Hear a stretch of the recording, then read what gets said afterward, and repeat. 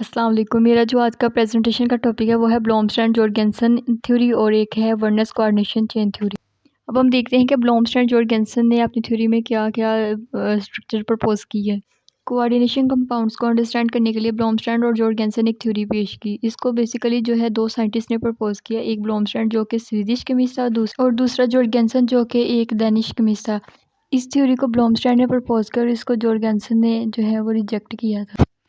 ब्लोमस्टैंड ने सबसे पहले कोबाल्ट कॉम्प्लेक्सेस को स्टडी किया। कोबाल्ट जो होते हैं ये मेटल से बने हुए कंपाउंड्स से कोबाल्ट मेटल से बने हुए कंपाउंड्स को उसने स्टडी किया। उसने कहा कि कोबाल्ट जो है वो अपना ऑक्सीडेशन स्टेट +3 शो करता है। इसका मतलब ये है कि ये किसी भी कंपाउंड के साथ 3 बॉन्ड्स बनाएगा।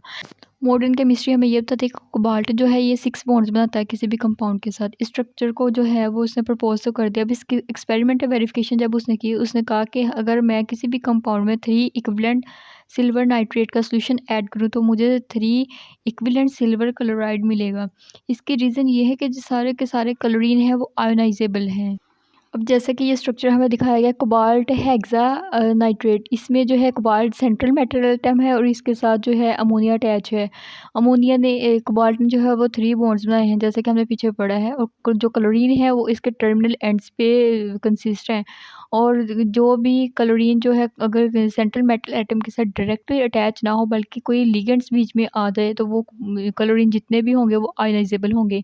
जैसा कि स्ट्रक्चर में दिखाया गया है कि 3 क्लोरीन है और 3 क्लोरीन जो है कोबाल्ट से कुछ डिस्टेंस पे हैं, इसलिए जो सारे के सारे हैं ये आयोनाइजेबल हो जाएँगे, क्योंकि क्लोरीन के ऊपर नेगेटिव चार्ज होता है, कोबाल्ट के ऊपर पॉजिटिव होता है चार्ज। इनकी रिपल्शन होगी, रिपल्शन की वजह से जो है ये आयोनाइजेबल ईज़िली हो जाएँगे, ये ईज़िली टूट जाएँगे। अब जो नेक्स्ट कंपाउंड है इसमें भी जो कोबाल्ट है ये सेंट्रल मेटल एटम है, उसके साथ 3 बॉन्ड्स बनाए हैं कोबाल्ट ने। इसके जो टर्मिनल एंड्स हैं कोबाल्ट के, इसके 3 एंड्स के टर्मिनल पे जो क्लोरीन लगा हुआ है और इसमें 4 अमोनिया लगे हुए हैं। जो टर्मिनल्स पे क्लोरीन लगे हुए हैं वो इज़िली प्रेसिपिटेट हो जाएँगे, आयोनाइजेबल हो जाएँगे, वो इक्विवेलेंट होंगे 3 सिल्वर क्लोराइड के। अभी हमारे पास है कोबाल्ट ट्राई नाइट्रेट। इसमें जो है कोबाल्ट सेंट्रल मेटल एटम है और इसके साथ जो है 3 अमोनिया अटैच है और क्लोरीन जो है वो इसके टर्मिनल एंड्स पे अटैच है। अब जैसे कि अब हमने पीछे पढ़ा था कि अगर अगर कोबाल्ट और क्लोरीन डायरेक्टली अटैच होंगे तो ये इजीली आयोनाइजेबल हो जाएंगे, लेकिन इधर कोई भी क्लोरीन जो है वो आयोनाइजेबल नहीं होगा, कोई भी उसकी प्रेसिपिटेशन नहीं होगी।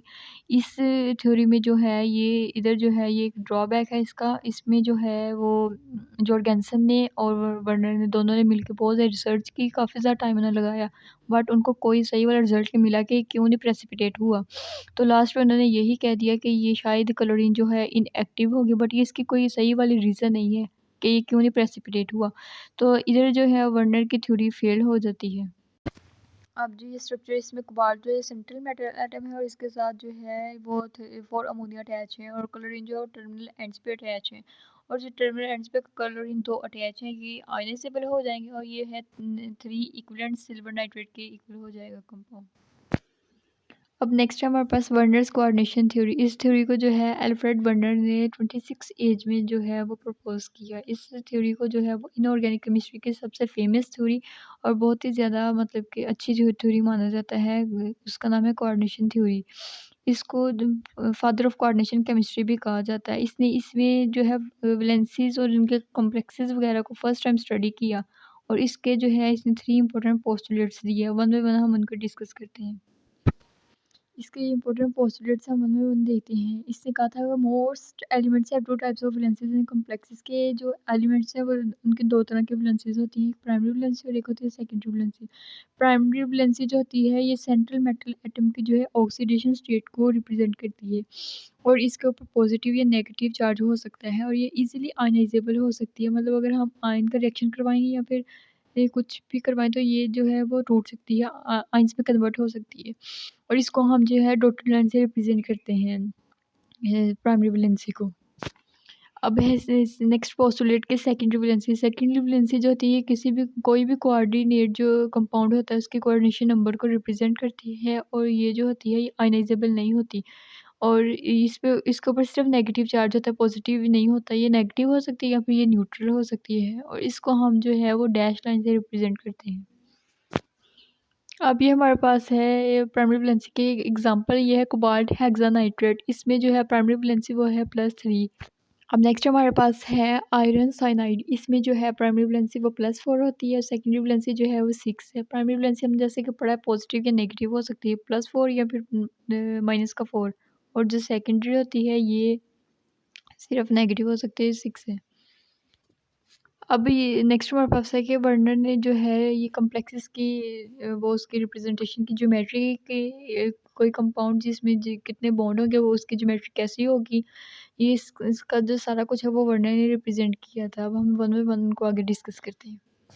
अब हमारे पास जो है ये डिफरेंट तरह के कंपाउंड दिखाए गए होंगे, नेक्स्ट आप देखेंगे, और इसकी ज्योमेट्रीज बताई गई होंगी कैसी हैं। जैसे कि ये हमारे पास है कॉपर टेट्रानाइट्रेट। इसमें हमने बताना है इसका पहले सबसे पहले देखना है कंपाउंड कौन सा है, फिर इसने कितने नंबर ऑफ लिगेंड्स का मतलब है कितने बॉन्ड बनाए हुए हैं और कंपाउंड्स के साथ, और इसकी ज्योमेट्री कैसी होगी। अब हमने शुरू से पढ़ा हुआ है कि ऐसा कंपाउंड जो 4 बॉन्ड फॉर्मेशन करेगा उसकी जो ज्योमेट्री होगी वो स्क्वायर होगी, प्लेनर होगी, फिर टेट्राहेड्रल होगी।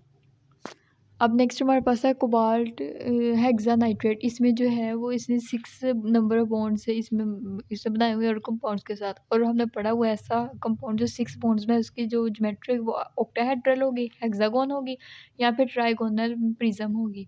और थर्ड ये हमारे पास आयरन कोबाल्ट है। इसने जो है 5 बॉन्ड्स बनाए हुए हैं और इसकी जो ज्योमेट्री ट्राइगोनल बाई पिरामिड या फिर स्क्वायर पिरामिड होगी। हमने पीछे पढ़ा है, वर्णन ने बताया था कि जो प्राइमरी वैलेंसी होती है उसको हम डॉटेड लाइन से रिप्रेजेंट करते हैं, जो सेकेंडरी वैलेंसी होती है वो डैश लाइन से रिप्रेजेंट की जाती है।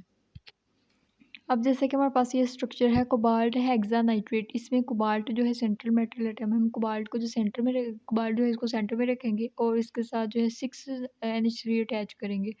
और जो 3 क्लोराइड जो है ब्रैकेट से बाहर ये प्राइमरी वैलेंसी है, इसको हम डॉटेड लाइन से रिप्रेजेंट करेंगे, और जो ब्रैकेट के अंदर है एज अमोनिया इसके साथ 6 बॉन्ड बने हुए हैं तो ये हमारे पास है सेकेंडरी वैलेंसी। हमने पढ़ा है कि प्राइमरी वैलेंसी को हम डॉटेड लाइन से रिप्रेजेंट करेंगे और जो सेकेंडरी होगी इसको हम डैश लाइन से रिप्रेजेंट करेंगे। तो इसमें जो क्लोरीन है ये हमारे पास प्राइमरी वैलेंसी है, इसलिए 3 क्लोरीन है, 3 क्लोरीन्स पे हम डॉटेड लाइन रिप्रेजेंट करेंगे।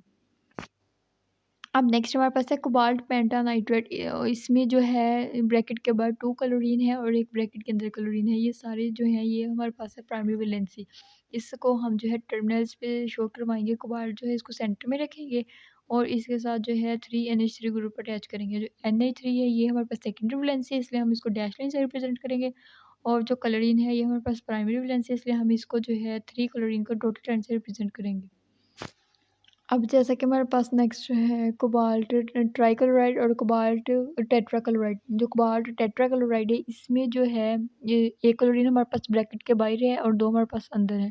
ये सारे प्राइमरी वैलेंसी को रिप्रेजेंट करती हैं। कोबाल्ट सेंट्रल मेटल एटम होगी और इसके साथ जो 3 NH3 ग्रुप अटैच होंगे ये सेकेंडरी वैलेंसी। सेकेंडरी वैलेंसी जो है ये हम रिप्रेजेंट करेंगे डैश लाइन से, और जो क्लोरीन है ये हम रिप्रेजेंट करेंगे डॉटेड लाइन से। ऐसे नीचे स्ट्रक्चर जो है उस पर आते हैं। उसमें भी कोबाल्ट सेंट्रल मेटल एटम है, इसके साथ सारे टर्मिनल्स पे हम NH3 और Cl अटैच करेंगे। इसमें जो Cl है उसने 3 बॉन्ड्स बनाए हुए हैं और जो 3 बॉन्ड्स हैं वो डॉटेड लाइन से रिप्रेजेंट किए गए हैं क्योंकि वो प्राइमरी वैलेंसी को रिप्रेजेंट करते हैं, और NH3 जो है ये सेकेंडरी वैलेंसी है, इसलिए हम इसको डैश लाइन से रिप्रेजेंट करेंगे। और जैसे कि हमने पीछे वो था कोबाल्ट ट्राइनाइट्रेट, उसमें जो था वो क्लोरीन जो है ये क्लोरीन जो है वो प्रेसिपिटेट होता है, जैसे कि इसने पहले अपनी थ्योरी दी तो उसमें जो है वो इसकी प्रेसिपिटेशन पॉसिबल ही ना हो सकी। उसके लिए जो है वो जॉर्गेनसन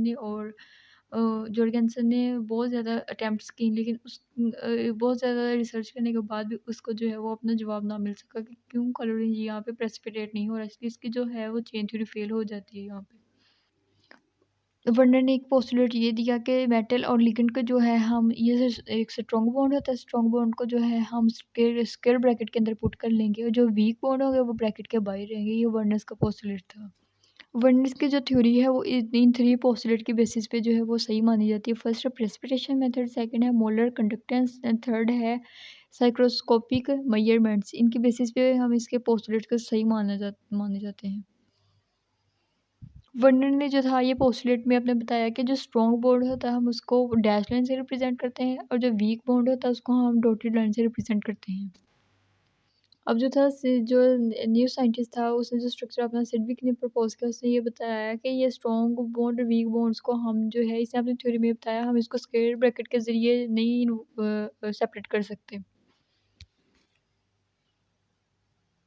अच्छा, ये जो थ्योरी हमारे पास होती है वंडर्स के सारे एस्पेक्ट्स को जो है वो कवर करती है सिवाय स्पेस के और उसकी ज्योमेट्री के। ये जो एस्पेक्ट्स होते हैं ये हम इसमें नहीं पढ़ते। तो यहाँ पे मेरे टॉपिक का एंड होता है। होप सो कि आपको समझ आ गई होगी। सो ये था मेरी आज की चेन थ्योरी का टॉपिक।